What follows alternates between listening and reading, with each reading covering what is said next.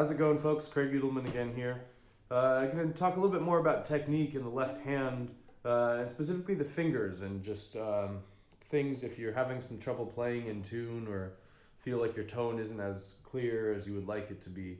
I'll just give you a couple little exercises you can do to really work on that. And I know it's not as fun as playing tunes, and sure, Tommy Jarrell probably didn't do a ton of etudes and exercises for his left hand, but that doesn't mean you can't, and it is helpful. And just to be honest, like some of these old time fiddlers that we hear on recordings from the 20s and 30s, they did study in fact, they played in the factory orchestras, or there were traveling masters that would come and teach. So while it definitely wasn't, I would say, the norm that people had that kind of classical education, it's also not completely unheard of. Just a bit of history for you there. So anyways, here are some things about the left hand. We already talked about the positioning of it, right? Keeping the thumb a bit bent. But I'll just give you a couple different things you can do to work on the intonation. And while you're doing these exercises, focus on being relaxed in the bass joints of the hand. Often we sort of squeeze our hand trying to hold the fiddle, and then we're trying to spread our fingers to get all the notes in tune. And you're like squeezing and then pulling and pushing, and it's just a lot more work than it needs to be. So if you can stay relaxed in here, through here, and all the way up there, that's most of the battle, honestly. So when the fingers are coming down, you really want it to be like a hammer, right? You don't swing a hammer like this. It's not like a frisbee throw or like a whip or something. There are some straight things here, and then it's all about the torque and the velocity, right? Coming down with a certain speed that gives you like a clear impact. And it's the same thing we want when we play the fingers. When you put your finger down, it's like you're shortening the string to as if it was only as long as wherever your finger is.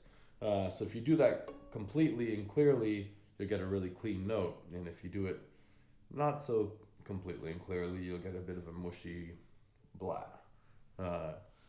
So the first thing I would practice is just alternating between the open string and one finger at a time. Ideally in a regular tempo, maybe with a metronome if you want, or you can just tap your foot. So just something like this.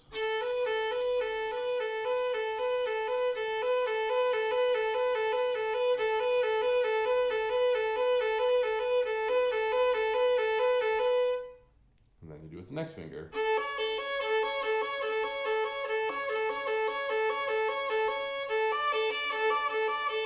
Etc.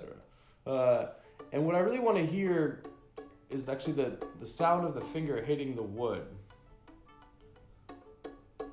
It's nice to at least be able to have that much attack in the finger, so it's really clear. And again, I'm looking for the finger to move more or less as one complete unit, not waggling like this, but firing altogether from the bass. So then once you have that, then you can do it faster.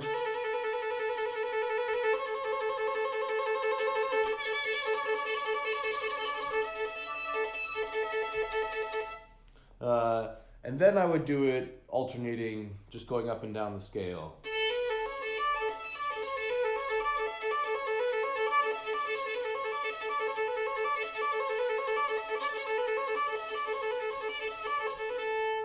And again, I'm trying to, generally when I do this, stay in a regular tempo and also practice that coordination between your mind and your hand of getting a really clear tempo.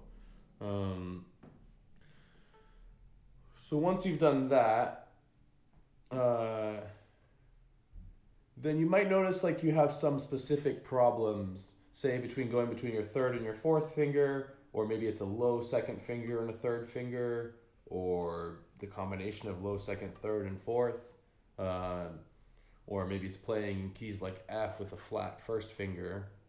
So try to listen and see where those areas are and practice them individually. And the way I do that is like, say it's the fourth finger coming from the third finger, that I want to practice, I'll go 0, 3, 4, 3. Usually each in one bow, like one whole bow.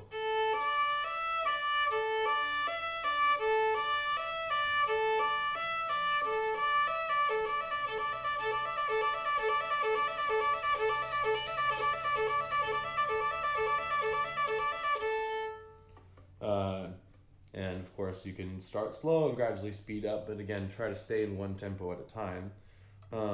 This is also just great for strengthening the fourth finger, and I'm really working to hit the note on the pad of the finger, keep the finger bent, and keep this all kind of close to the fiddle here, so that I'm not doing that.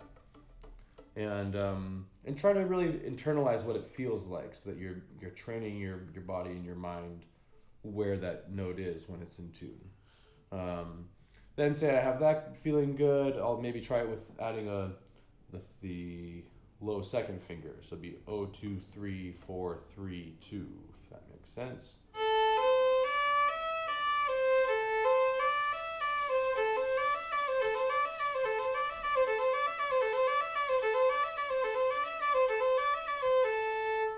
Then I might now try it without the third finger.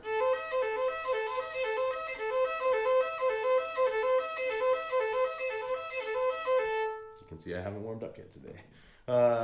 And then maybe a good exercise after that, I would probably do alternating low and high second fingers, so you can practice your sort of major and minor position.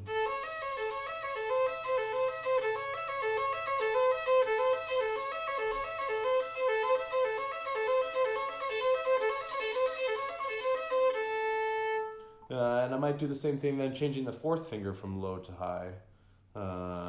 Say with the low second.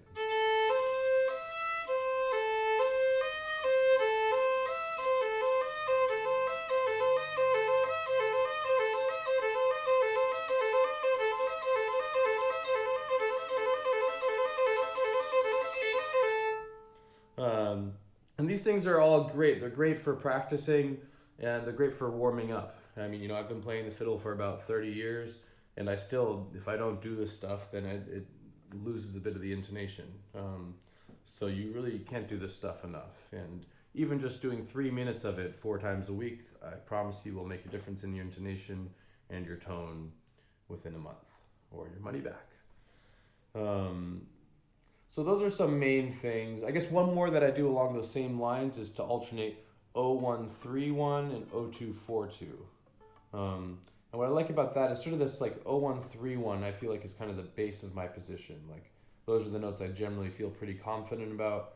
And the other notes often I find in relation. So the second finger is either right behind the third finger or right in front of the first finger. And the fourth finger is there in relation to the third finger. So it's important to have that really locked in, and you find it in a lot of tunes, this 0131 fingering.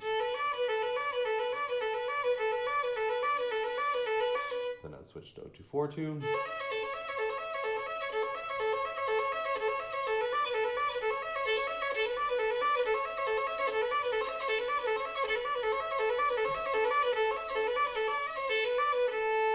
Etc. And again, really try to keep a clear tone in an even tempo. And then once you've done that, if you really have some more energy for it, you might also just go up and down the scale without the open string.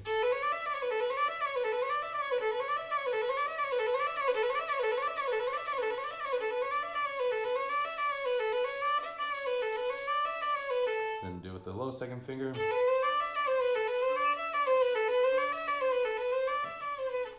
And the low first finger.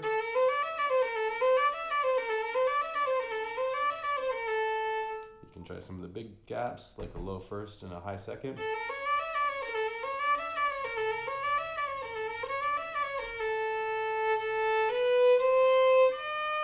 A low second and a high third.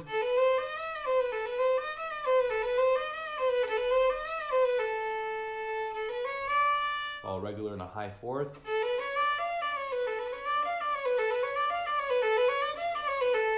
Or that with a high third also.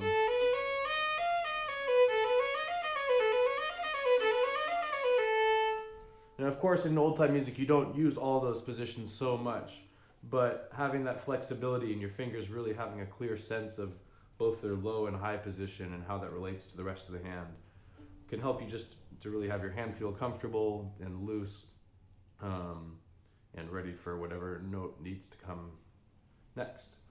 And I'd add on one more thing to the exercise we did earlier. If that's feeling pretty good and you want to work a little bit more on coordination, you can then add a bowing change into it, which is also nice just because if you do something with the same bowing all the time, then your mind can take part of it for granted. But if you change different aspects of what you're doing, it helps to build all the connections in the brain and really make sure you internalize what you're doing with one hand to the point that you can change the other hand and still maintain the same accuracy. So I might do something like a standard shuffle bow, which is...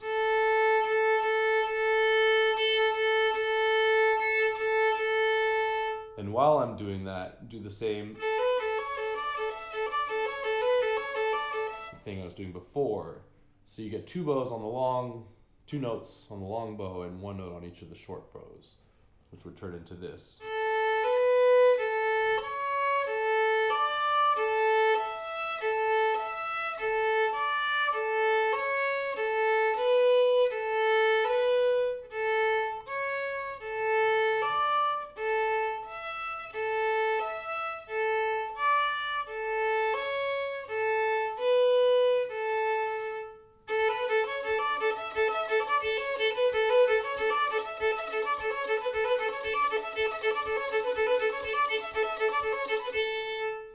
Again, I'm not going to really play that exact thing in a tune probably, but having that clear coordination means that when some bits of that kind of thing come up in a tune, my body is ready for it, and I can really think about these two arms independently, which I find really helpful. I hope you found some of those things helpful, and if you did, check out some of the other technique videos on here about holding the bow and the fiddle and different bowing patterns. And I hope it helps you play those tunes just like you want to.